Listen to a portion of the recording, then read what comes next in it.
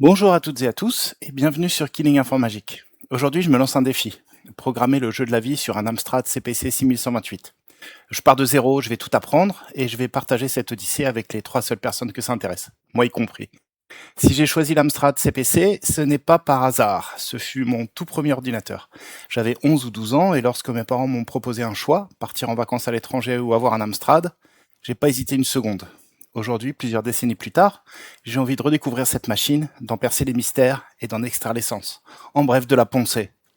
Un dernier truc avant de commencer, spécial big up à ChatGPT pour cette introduction toute pourrie. Allez, c'est parti. Alors j'ai fait quelques petites recherches sur cet ordinateur. C'est un ordinateur qui est sorti en 1985 et qui dispose d'une architecture 8 bits.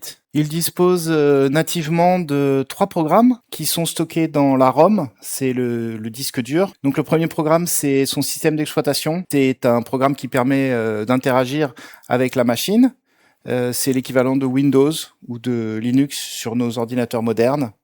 Le deuxième programme, c'est un programme qui s'appelle AMS-DOS. AMS-DOS permet les interactions avec le lecteur de disquettes. Donc, c'est lui qui va gérer tout ce qui est lecture ou écriture sur les disquettes.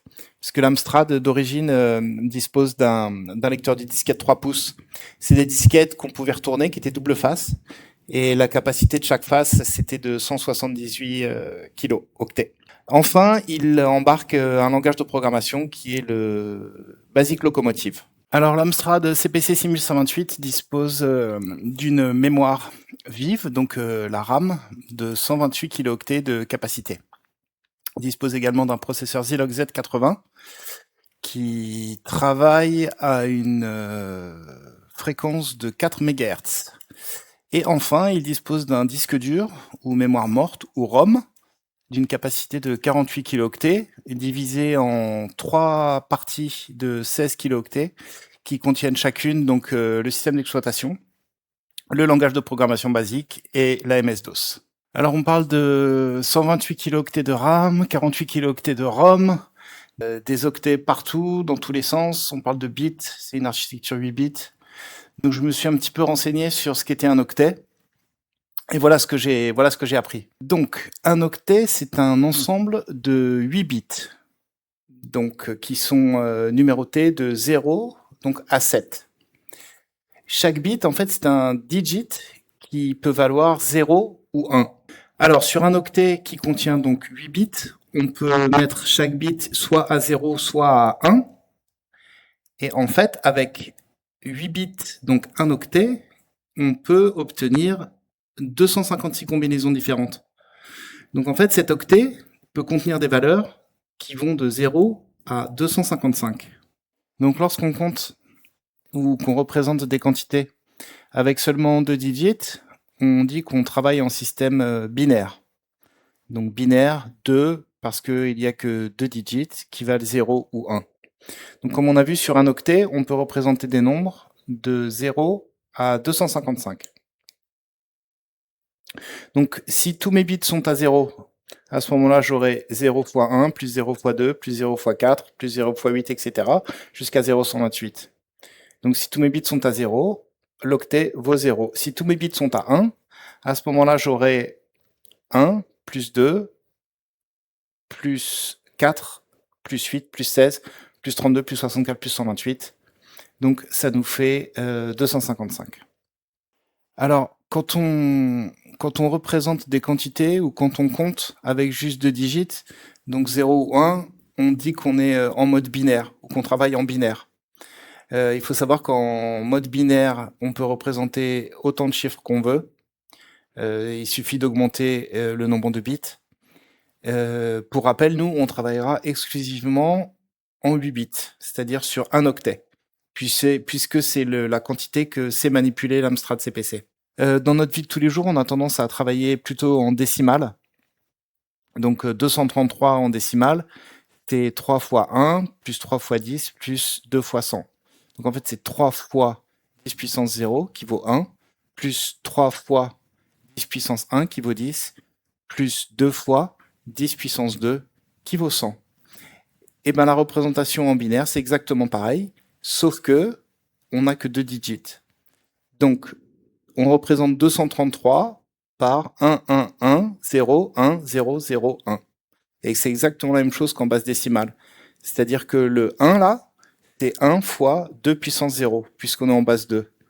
Plus 0 de puissance 1, plus 0 de puissance 2, plus 1 de puissance 3, plus 1 de puissance 3, et ici 0 de puissance 4, 1 de puissance 5, etc. etc.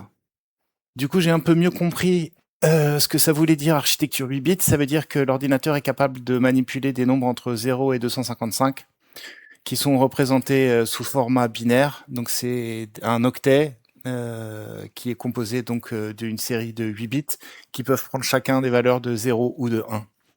L'Amstrad dispose donc d'une mémoire de 128 kilooctets.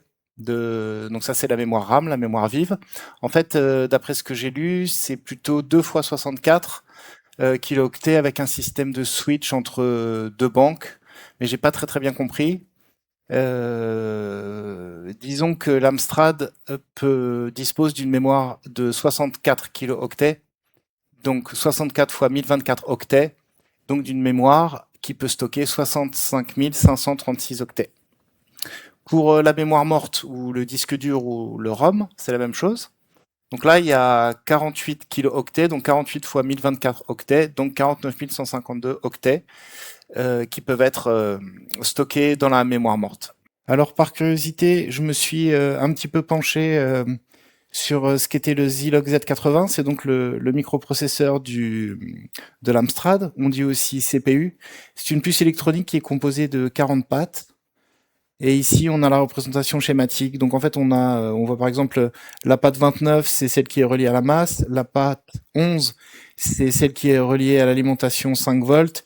Ici, j'ai regardé un petit peu si ça a l'air d'être des fonctions spécifiques.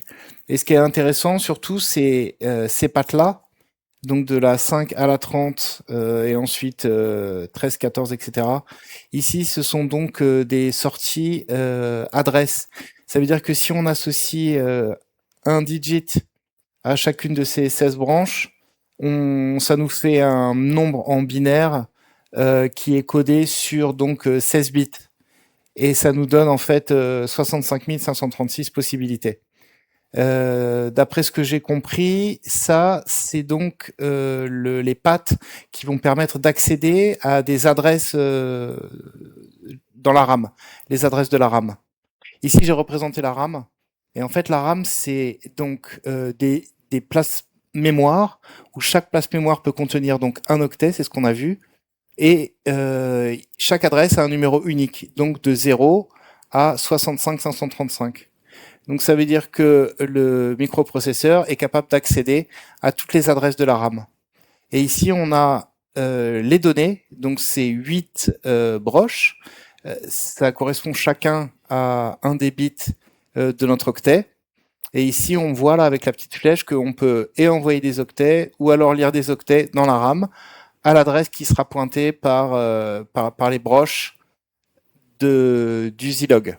Et donc enfin, on a vu que le Zilog Z80 fonctionnait à une fréquence de donc 4 MHz. Ça veut dire qu'il pourra faire 4 millions d'opérations, donc d'écriture de données ou de lecture ou alors de calcul. Donc 4 millions d'opérations par seconde. Donc pour résumer, d'après ce que j'ai compris, donc le processeur va pouvoir communiquer avec la RAM. C'est-à-dire qu'avec ces 16 broches, il va pouvoir accéder à chacune des adresses de la RAM. Et avec ces 8 broches-là, il va pouvoir soit lire l'octet, donc la donnée qu'il y a à l'adresse à laquelle il s'est connecté, ou soit écrire un octet à cette adresse-là.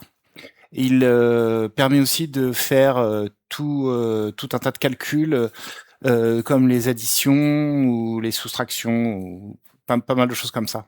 Alors en fait, on parle de bits et de 0 et de 1, mais comment est-ce que physiquement ça se manifeste? En gros, sur chaque broche, on peut avoir deux valeurs. Donc soit il y a du courant qui passe, soit il n'y a pas de courant qui passe. Et en fait, c'est ça, c'est comme ça que sont représentés les 0 et les 1, ou les fermés ouverts, ou dans ce cas-là, il y a du courant et il n'y a pas de courant. On va regarder un petit peu à quoi ça ressemble du coup. Donc voilà une photo de la carte mère de l'Amstrad CPC 6128.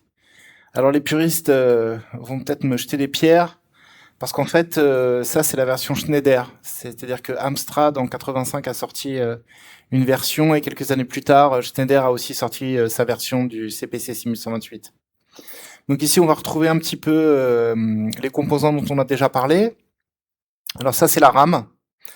Donc 2 fois 64 kilo-octets de capacité de mémoire vive. Ici, on a donc les deux puces qui sont donc les disques durs ou la ROM. Alors il y en a un qui contient l'AMS-DOS, donc c'est le programme qui va permettre d'interagir avec le lecteur de disquette. Et la deuxième puce donc contient le système d'exploitation et le basic locomotive, c'est le langage de programmation qui est installé directement sur l'Amstrad CPC 6128. D'autres puces, donc ici on a une puce qui s'appelle CRTC. Alors c'est Cathode Ray Tube Controller. Donc j'imagine que c'est une puce qui sert à contrôler le tube cathodique de l'écran qui était fourni avec l'Amstrad. Ici j'ai une puce, voilà, c'est le 8255 ppi, je sais pas à quoi ça correspond. Ici, il y a une autre puce qui a l'air d'être importante aussi. Elle s'appelle le Gate Array. En fait, c'est elle qui va gérer tout ce qui est vidéo. Ça veut dire les modes vidéo de l'Amstrad, les couleurs, etc. Et j'ai lu aussi qu'il y avait une autre puce importante. C'était une puce de General Instrument. Donc la AY38912. Et elle, c'est une puce qui va donc gérer le son.